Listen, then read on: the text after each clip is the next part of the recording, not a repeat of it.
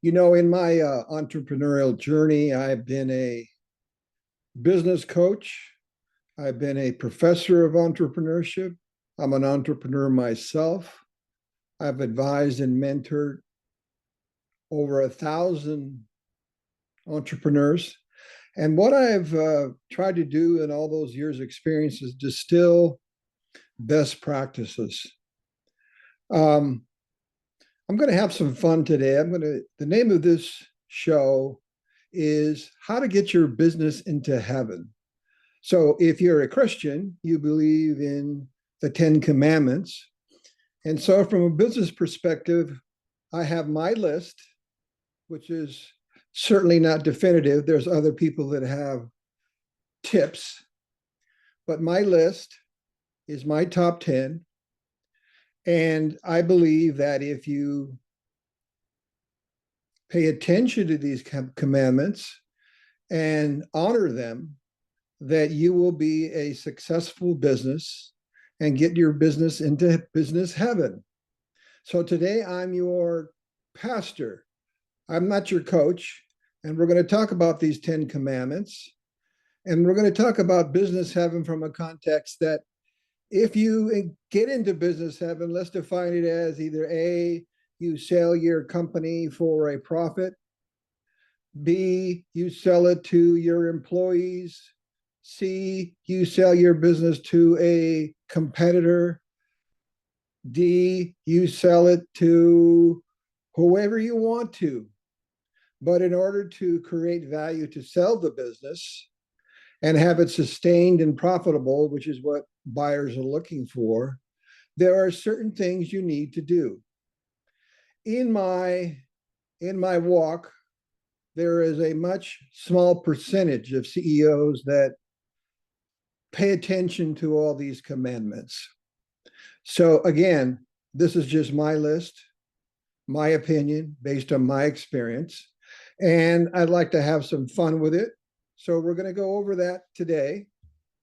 And let's start with the first commandment of business heaven.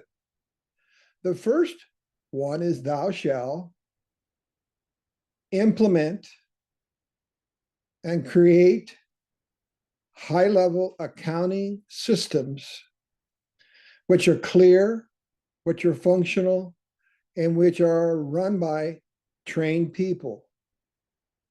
Those financial statements should include a balance sheet and an income statement and your bank statement. And you, as the CEO, you shouldn't just look at them and throw them in your drawer. You need to look at them and to see, look behind the numbers. What are your financial statements tell you?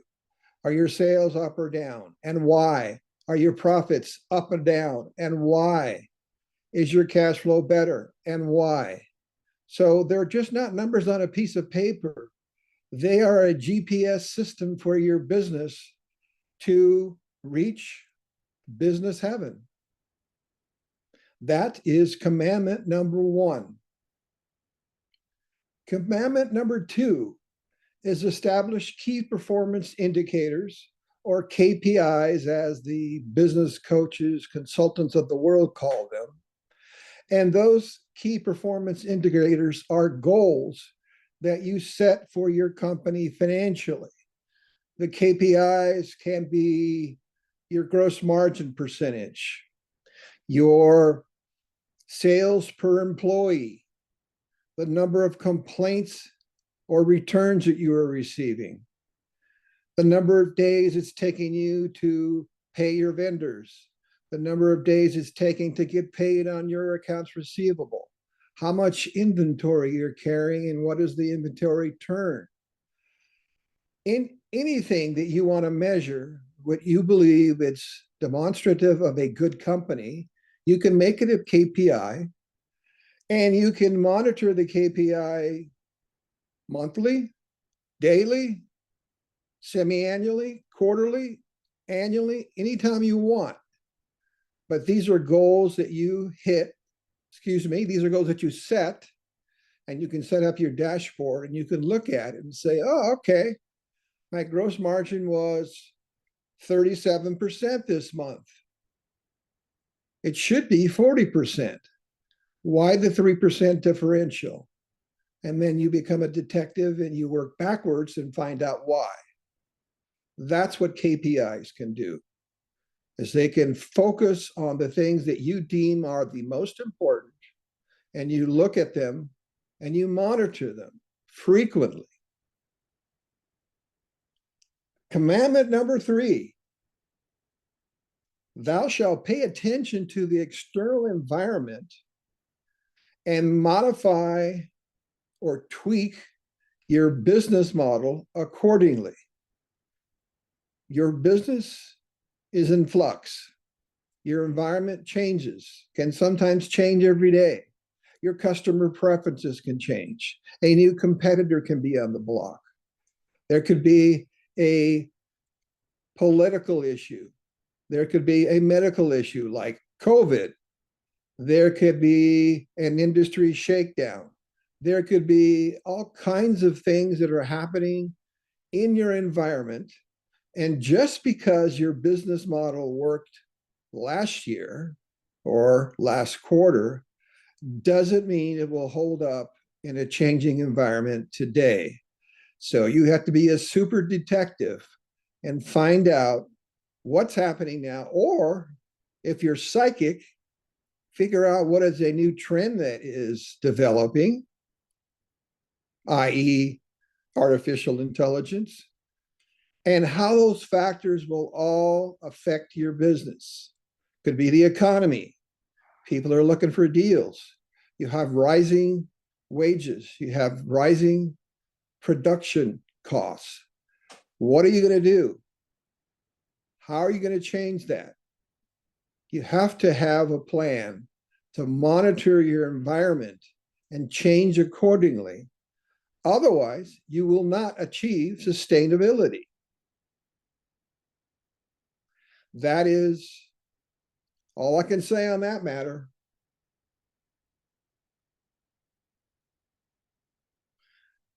Commandment number 4. I know, and this is a tough one, but hire the very best staff employees that you possibly can and try and pay them above market and try and incentivize them to do a better job, provide them bonuses, provide them commissions, whatever you can do.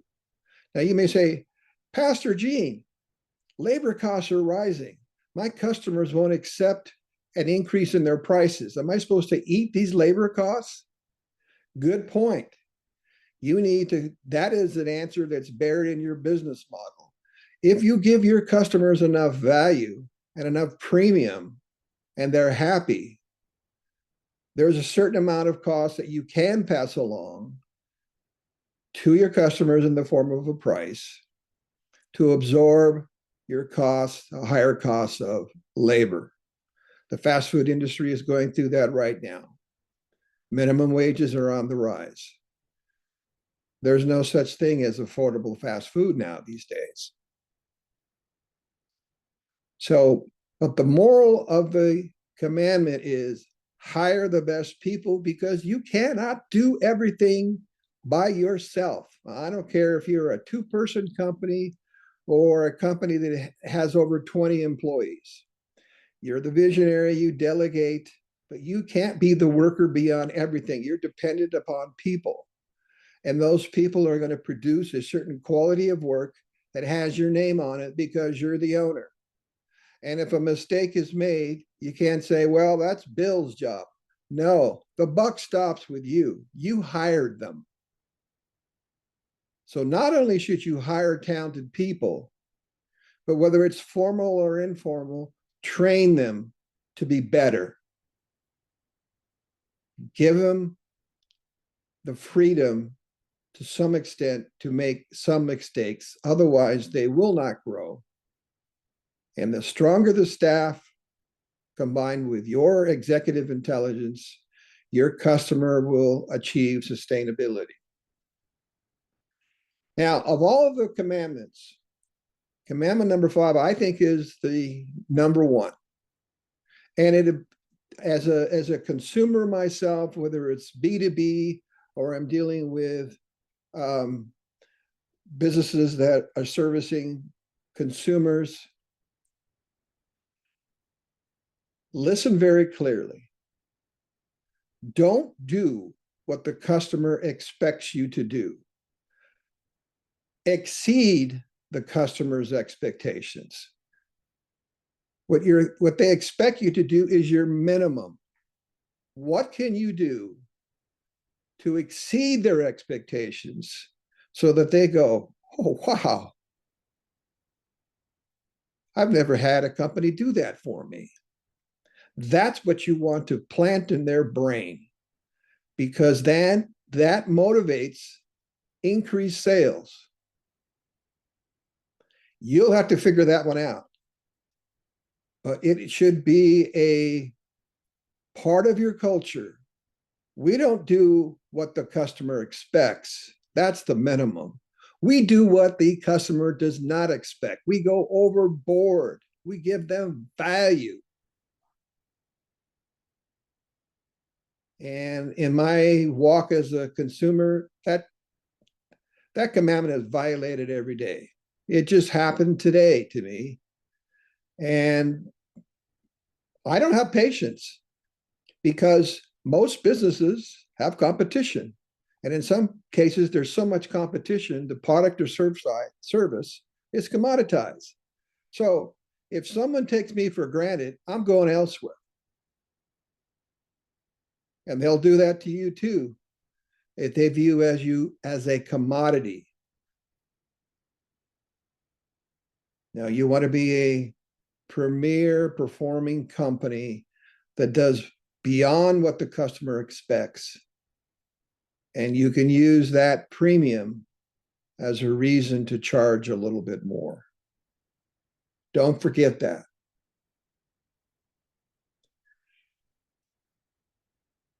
Commandment number 6, invest in a high-level professional to market your business on social media. If you feel comfortable marketing your business in a traditional way, that's fine. But social media technology is rapidly increasing every day. And you need that, because no matter how good a company you are, the more people that know that you exist, the higher the percentage is that they will maybe give you a shot. If they've never heard from you, there's the buyer's beware. So you need to hire a professional that can manipulate social media to create your brand, to recite your business model, to give customer testimonials. All very simple. A lot of people are doing social media a lot. Some are not doing any. They're intimidated about it. They can't afford to do it. You can't afford not to do it in today's environment. You're just going to have to budget the expense related to a social media marketing specialist. Again, so far, these are things that highly successful rainmakers are doing now subconsciously. They don't even think about it. And that's why they're in business 15, 20, 25 years. And that's why when they're sold, they sell at a high premium, because they have created a business that has value by virtue of all aspects of the business, from the staff to the business model, to the marketing, to the financing, et cetera, et cetera. Now, you may say, well, I'm never going to sell my business. Okay, fine. But wouldn't you like to give yourself a raise? How are you going to do that? Increase sales and increase your profits. So invest in social media through an expert. Don't try and do it yourself, because it's just another world. Here's the second most important one. Commandment number 7. Find the right commercial banker. All banks are not the same. Think of a commercial banker as a investor who's putting money into your company, and you don't have to give up any ownership of the company. All they want to be paid is the interest, and they want the money back. So if you could pull it off, if you can grow with other people's money, i.e., a banker's money, and not give up any interest in the company, that is the best of both worlds. Because if you indeed rely on an investor, no matter what percentage of interest they have in the company, they're going to ask you questions. They may be looking over your shoulder occasionally. You have to sort of bring them in to the thought process that you have. They may not agree with you, but you may say, hey, wait a minute, this is my company. True. But they have money vested in you. Bankers only want their money back in the form of interest. They're going to ask you questions too. And there's financial reporting that you have to give to a banker so that they feel that your loan is being done prudently. But first of all, you need a banker that understands your business, is not too big, a small, medium-sized bank that understands how you're thinking, a financial partner. And there's a myriad of other services they can provide you. They can provide you cutting edge technology in terms of monitoring your cash flow, other services through cash management, credit references, credit cards, the whole bit. I will go on paper and say this, that smaller banks do a better job of this than mega banks. Mega banks have become a bureaucracy. So you need to find someone who is accomplished in business, understands entrepreneurs, because you will need that person. They're going to help you increase the value of your company. So, commandment number 8. This one is on you.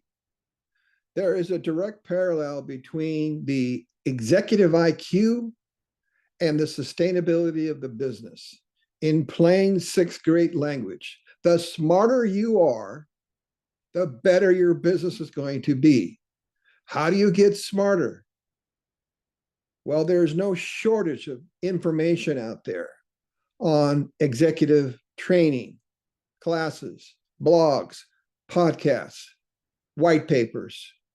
Just, you can Google anything.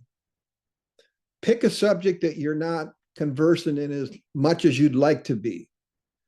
For the most part, that's in the area of financial management. In my history, is that most CEOs lack in financial management. Whatever it is, work on all your skills.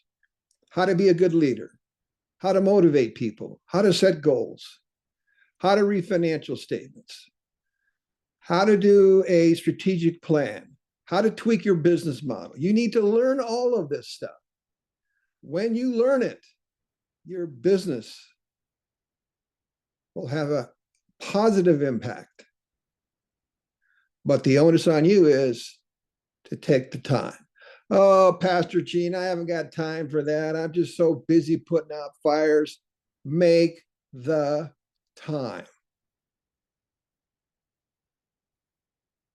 The more you know, the better the business does.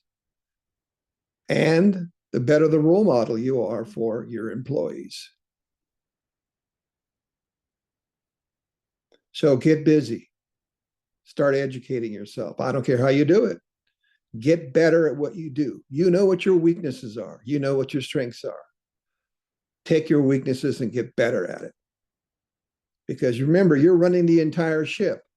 The accounting, the finance, the sales, the marketing, the operations, personnel, IT. You're running everything. Maybe not directly, but you're responsible for it.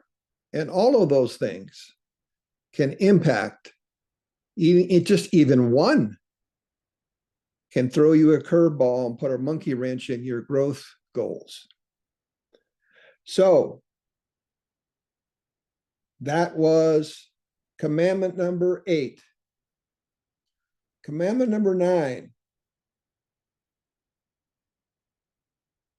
Take the number of hours that you work, whatever it is, and take 15% of those hours, and those 15% are delegated to visionary thinking, looking out the window.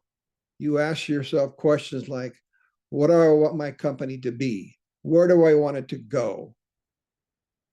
What can I do to expand my business? Should I open new geographic markets? Should I introduce new products? Should I buy a company? Should I add another location? These are all strategic thinking questions. The other 85% of your time, you can do what you're always doing, running the show, putting out fires, working with employees. But 15%, you literally have to lock yourself in your office, shut off all the noise, look out the window, and just think and let the ideas flow.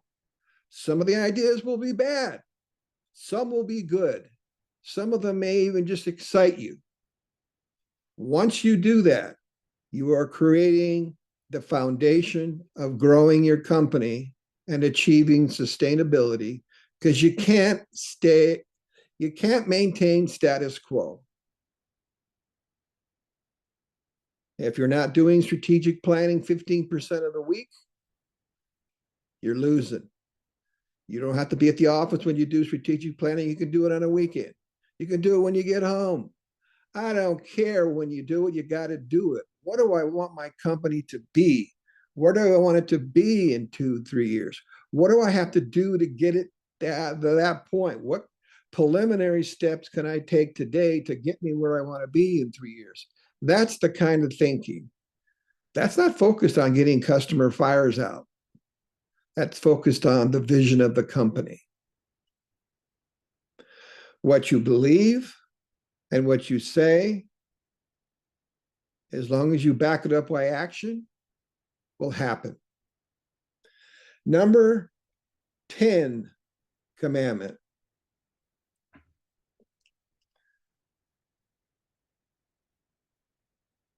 You know, there's so many, but I believe this is one of the top 10. And that is because I hear this from my clients all the time. My cash flow sucks. I said, do you do any cash flow planning? They go, no, not really. Well, that's the reason.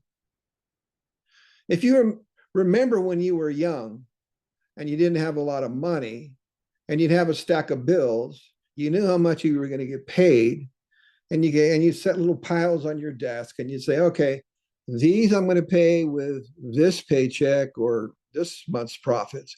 These are going to pay the next week. The next month, I'm going to be slow. I'm going to be late. You're engaged in cash flow management. So my recommendation is you do 90-day cash flow budgets. You have a pretty good idea of what your sales are going to be. And all you need to do is, if you're selling on terms, is your cash flow budget is not going to involve your sales. It's going to evolve your projection of when the cash is going to hit your account. And you just do that for 90 days. And then you list the expenses, not that you're going to accrue, but you're actually going to pay, whether they're going to debit your account, wires, whatever it is, all of your cash expenses. The difference is cash flow, cash in, cash out, net balance, cash flow. Every month, you're going to have either a break-even cash flow, negative cash flow, or a positive cash flow. If you anticipate in that 90 days that you're going to have a negative cash flow, you need to do something in advance, because that's not going to happen. If you present checks to a bank and you don't have money in their account, they're not going to pay them. That's where your banker comes in to provide you with a line of credit after you've given that person your 90-day cash flow budget and why you're going to use it. Because let's say you're a seasonal business and your monthly sales vary dramatically. There's spikes. You don't want to be caught. So if you manage your cash flow in 90-day increments and then monitor the results, you'll get good at it. And it doesn't have to be super complicated. Just forecast what's coming into my checkbook in the 90 days, what's going out. Will I be positive or negative? And if I am, since I'm being proactive, what is my contingency plan to make sure that I don't have a negative cash flow? That is crucial. And those, as your pastor today, are the 10 business commandments. Follow these. Your business has an excellent chance of getting into business heaven, however you're defining heaven as. But if you don't do this, all of them, or even a few, there's a high chance that you won't make it, that you will not stay in business for longer than 10 years. And 7 out of 10 businesses, according to the SBA, go out of business before their 11th year. So only 3 survive. So that's it.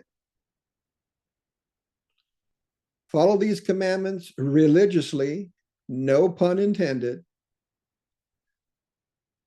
and do it. And you'll be happy for it. So that's a wrap. Thank you so much for your attention. And I look forward to seeing you in a couple of weeks. If you have any questions for Pastor Gene, let me know. Email me, contact me. And you can listen to this show on YouTube or all of the major podcasts like Apple, Spotify, Amazon, etc. Thank you very much for your attention. Have a good Sunday with the family. Bye-bye.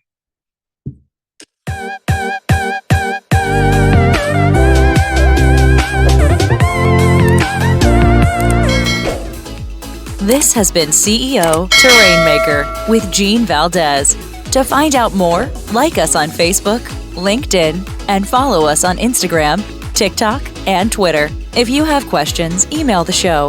Find that link and others in the show notes. Thanks for listening, and join us again next time.